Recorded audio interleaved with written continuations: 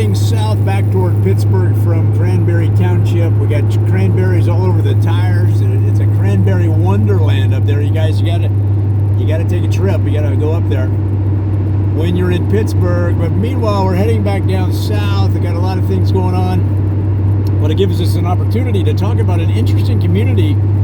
I was just having lunch at a diner, and the waitress, who had a name tag that said Irene, she also had a headband, kind of a tying your hair back. I don't know what you call them, a headband or whatever, hair tie, and it said Pittsburgh Penguins #1.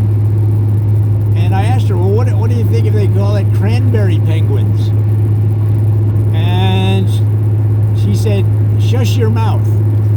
So there you go. But she told me about another community that we're going to feature in this video. It's called McCandless. Now, yeah, really fascinating because it was incorporated along about the same time as Cranberry Township.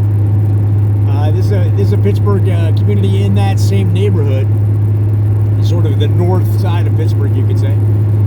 And McCandless was started by a guy named Herbert C. McCandless.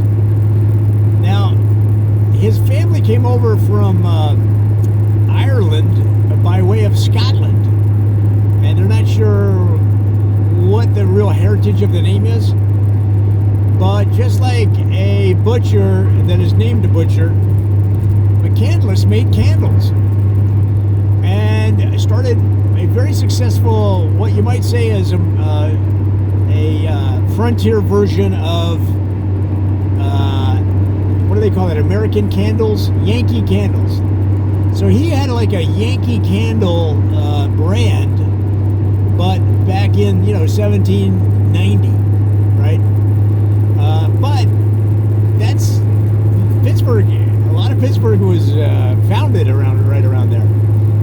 But Cranberry Township was settled in like 1797, and he came rolling into town more like 1790 from Ireland by way of Scotland. And old Herbert C. was really good at making candles. Now, it takes in those days, it took a lot of patience. And also, it took a certain amount of storytelling. So he used to make up these stories about the background of the candles. The stories were factually true. What I'm saying is he created the stories. Whereas a lot of marketers didn't really have any kind of storytelling or provenance to their products. Now, I tell marketers all the time, there's been several studies where they took products off of eBay and then built a story around the product and then resold it on eBay for much higher rate, much higher selling price than just the naked product itself. Okay? So that tells you that people want to know the story. Their brains are wired for stories because we've listened to stories as humans for thousands and thousands of years. So it's really, seeped into our brain DNA. So if you can build a story around your product or service, you're going to be able to get more money and also have a longer lasting brand. But that's a separate issue.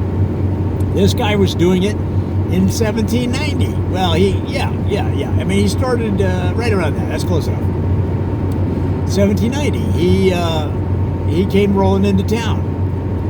Now, he did spend some time in Boston where he learned a lot of what he brought here in the candle making business. And again, it takes a lot of patience, and in those days, it was kind of expensive because the wax was expensive, and to get those the wicks right, you had to have the right type of yarn or string to use. It was harder than you might think. So when he came here, he said, I've got to sell it at a higher price. Therefore, I need to have a brand that people believe in, and therefore I need to tell the story. And he was one of the first original, you might say, content marketers. He was one of the first content marketers using content to help market in his business. So, for example, he had a monthly candle newsletter.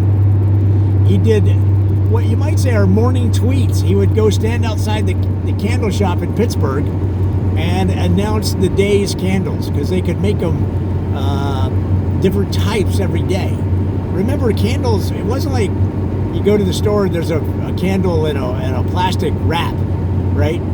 They were like steaks in a way. You could order one the way you wanted it.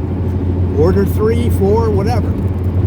Order them for your wedding, okay? And so they had specials. They had short-term seasonals. They had fire sale, no pun intended, candles.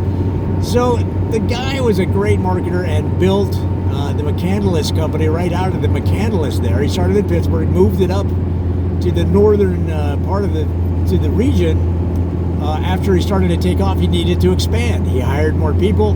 He got his kids involved once they were old enough, and made it into a whole family powerhouse. And they were predominant candle maker through New England and this part of the lower states for probably 40, 50 years. And then, of course, tastes change, family rivalries, family politics, older members die off. Herbert C. died by that time. The young kids don't want to get into the candle making business. Times change, automation, the Industrial Revolution, the whole thing. So they kind of filtered away and then eventually closed down. But McCandless factory is still there. You can take a tour. They still will make custom-made candles for you. They have some interns from the local high school that have learned how to do it by hanging out with the Amish. The Amish have basically brought that candle-making ability back, and the interns lived out there with the Amish in Amish country for 3 or 4 years. Their parents had to sign a waiver, and the kids got into it so much, now they wear those hats around the high school. It's a whole thing.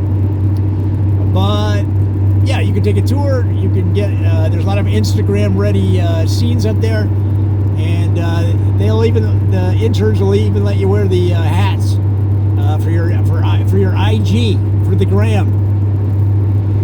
So there you go, guys. There you go. Another amazing, incredibly interesting community here in the Pittsburgh area. I'm telling you, you got to get on a plane and come here. You got to jump in the car, bring the kids, go to Pittsburgh. You're going to love it. And this has been another Joe Ditzel parody. Come back for more.